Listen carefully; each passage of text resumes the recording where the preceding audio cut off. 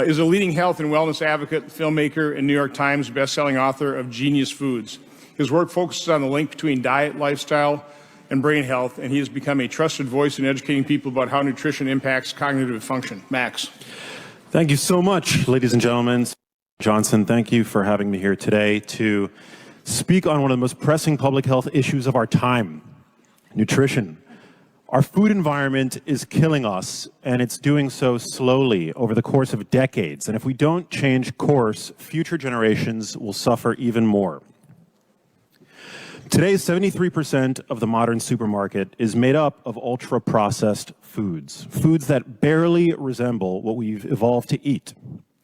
60% of the calories Americans consume are from these types of products. Certain demographics are hit harder than others. For example, Black Americans consume, on average, 80% of their calories from ultra-processed foods, contributing to a disproportionate burden of diet-related diseases. This isn't by accident. Many such populations are specifically targeted by advertisers. But make no mistake, all Americans are under attack, and it's costing us dearly.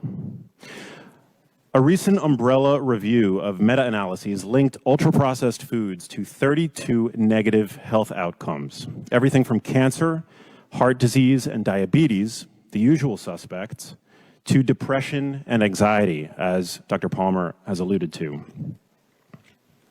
Not one single positive health outcome was associated with these foods, not one.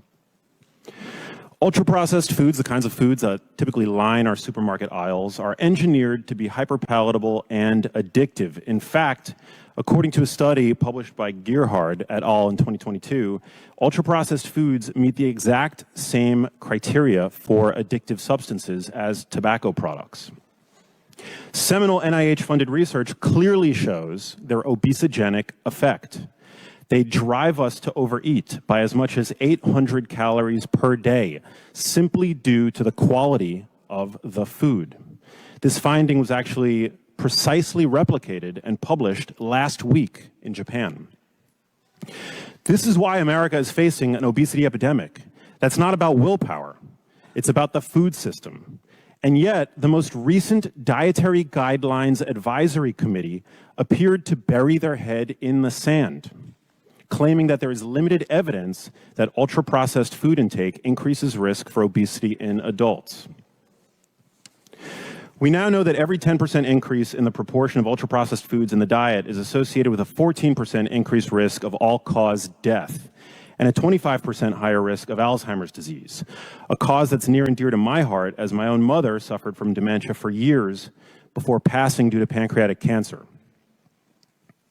I've seen profound sickness up close and personal, and it's motivated me to dedicate my life to this fight.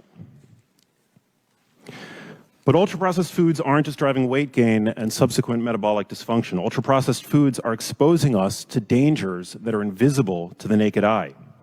Forever chemicals, pesticide residues, and endocrine disruptors. You won't find microplastics on the ingredients list of any item in your cupboard, but they're there too, harming everything from our fertility to our cardiovascular health and increasing risk of heart attack, stroke, and death, new research published in the New England Journal of Medicine has shown. Our bodies are capable and resilient, but today, the toxic burden is simply too high. These compounds are laced into the very food-like products that line our grocery store shelves, and yet they remain under-discussed in public health conversations.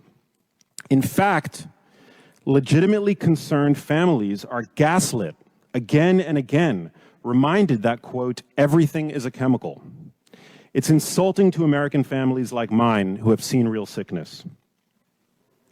All this adds up to the fact that today we are not simply living longer, we are dying longer. Chronic diseases are becoming more prevalent, and we're living out our final decades plagued by illnesses that are largely preventable with the right interventions. But here's the problem. A fraction of the money spent on chronic disease goes towards the research and promotion of these interventions. For brain disease specifically, my passion, prevention accounts for only 2 cents of every research dollar spent. Think about that for a moment. The majority of our resources are being funneled into treatment while we're barely investing in stopping these diseases before they start. It's a short-sighted approach to one of the greatest public health challenges of our time. Prevention isn't just an option, it's the only solution. In what seems like a coordinated effort between the food industry and the upper echelons of academia and nutrition science, the dangers of ultra-processed foods continue to be suppressed, while the fear-mongering of nutrient-dense whole foods, such as red meat and eggs, continues. Even Harvard recently published a study correlating red meat consumption to type 2 diabetes. No legitimate researcher believes that unprocessed red meat consumption, which has declined over past decades while type 2 diabetes rates soar, is causally related to type 2 diabetes. This misinformation campaign is one of the greatest public health scandals of our time. If we don't change the narrative, we're going to continue to see an escalation in chronic diseases like Alzheimer's, Parkinson's, and metabolic disorders that are crippling our healthcare system. We need to shift the paradigm from treatment to prevention. That means educating the public on the dangers of ultra-processed foods, incentivizing the production and consumption of whole, minimally processed foods of both plant and animal origin, and putting pressure on the food industry to improve or remove these toxic products from our shelves. And let's invest in the promotion of evidence-based diet and lifestyle interventions for chronic diseases, because, as we've learned, genetics play only a small role. What we eat matters.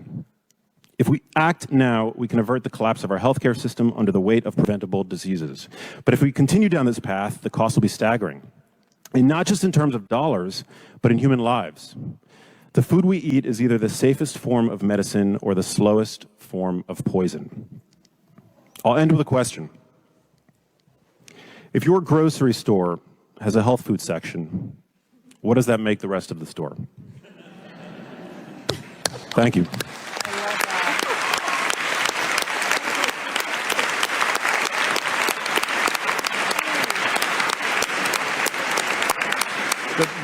Good question, Max.